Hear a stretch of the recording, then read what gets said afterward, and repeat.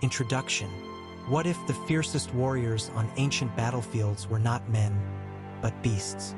Imagine a creature heavier than a warhorse, armored in nature's own thick hide, crashing like a living siege engine through the ranks of terrified enemies.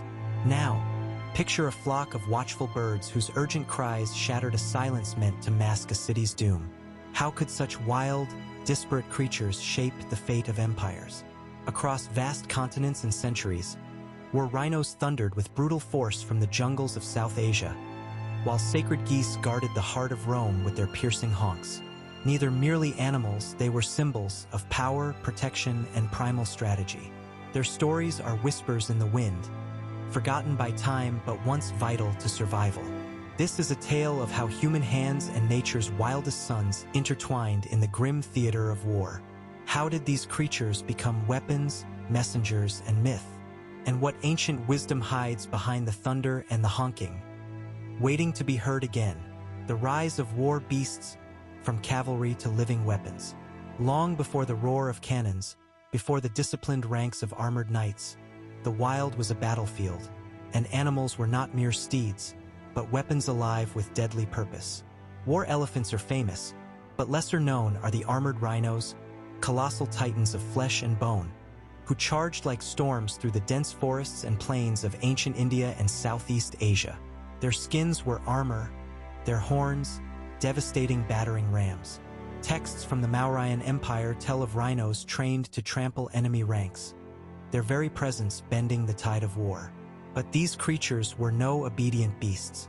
Untamed and fierce, they demanded skillful handlers, brave commanders willing to gamble with nature's raw power.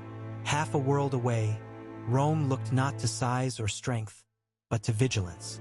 Sacred geese, small, noisy, and sacred, stood watch over the city's walls. When the Gauls crept silently through the night, it was the sharp cries of these birds that sounded the alarm, turning quiet death into frantic defense. Two worlds, two uses of nature's creatures.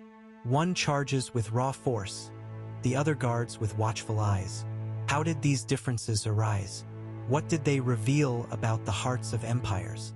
Sacred symbols and strategic tools, belief systems behind the beasts. In the haze of war, faith and ferocity often walked hand in hand. To the peoples of South Asia, the rhinoceros was more than muscle and horn. It was a divine force, a beast entwined with the gods of war, a living talisman of invincibility. Hindu scriptures whispered reverence for its strength, and kings saw in the rhino's charge the embodiment of their own sovereign might. Across the Mediterranean, the sacred geese were messengers of Juno, goddess of protection. Their honks were not mere noise, but celestial warnings ringing from the Capitoline Hill. When these birds cried out under the cloak of night, Romans heard the voice of their gods, urging vigilance and courage. Here, the battlefield was not only fought with weapons but with symbols, nature sanctified, power bestowed by the divine. The war rhino charged with sacred sanction, the geese guarded with spiritual authority. Together, they reveal a world where faith and strategy were inseparable, where the wild was woven into the very soul of war. What does this marriage of spirit and warfare say about ancient minds? How did it shape their battles and their histories? Training titans and guardians, the discipline behind the beasts. To command a war rhino was to tame the untamable. Unlike the docile elephant, rhinos bore a fierce independence, their wild hearts resisting control. Ancient trainers forged bonds through patience and iron will, from the moment of birth shaping creatures capable of chaos and discipline alike. Their thick hides defied arrows, but their minds demanded respect. In stark contrast, the sacred geese required no training, for their wild instincts were their strength. The Romans learned to listen, to interpret their cries as early warnings, a natural alarm system against human stealth and treachery. The Capitoline geese were unwitting sentinels, their vigilance a gift from nature itself. Two approaches, one of conquest, bending nature to human will, the other of harmony, trusting in instinct and observation. Both forged paths to survival in a brutal world. How did these methods decide the fate of wars? What stories did these beasts leave in their wake? Titans in battle, war rhinos on the front lines. The ground shook beneath the thunderous charge of war rhinos, creatures that tore through enemy lines like living siege engines. At the Battle of Kalinga, Ashoka's armies are said to have unleashed these armored giants, alongside elephants, to crush rebellion and command terror. Archaeology whispers hints of rhinoceros armor, proof of these creatures' deadly role. Their roar was psychological warfare, their unstoppable momentum shattering shields and morale. Yet, their bulk made them vulnerable. Traps and fire could halt the mightiest beast. Commanders balanced the raw force with caution, a deadly gamble in the chaos of battle. Meanwhile, Rome's sacred geese stood sentinel, quiet warriors whose noisy alarm foiled a night attack by Gauls, turning the tide of history with cries instead of blades. Two beasts, one smashing, one sounding, each shaped war in its own way. Could such creatures alter strategy as profoundly as any general? What risks did their use impose? The legacy of wild warriors, cultural memory, and historical impact. Why do the thunder of rhinos and the honking of sacred geese echo so faintly in our memory? As technology marched forward, armored cavalry, gunpowder, and steel, these living weapons faded, their roles swallowed by new tools of war. Yet their legacy survives in art, in myth, in the sacred stones of temples. South Asian sculptures still echo the rhino's strength. Roman ruins whisper of vigilant geese guarding the city's soul. Historians like Mary Beard remind us these stories are threads linking nature, culture, and power. What do these forgotten warriors teach us about our ancient relationship with the wild?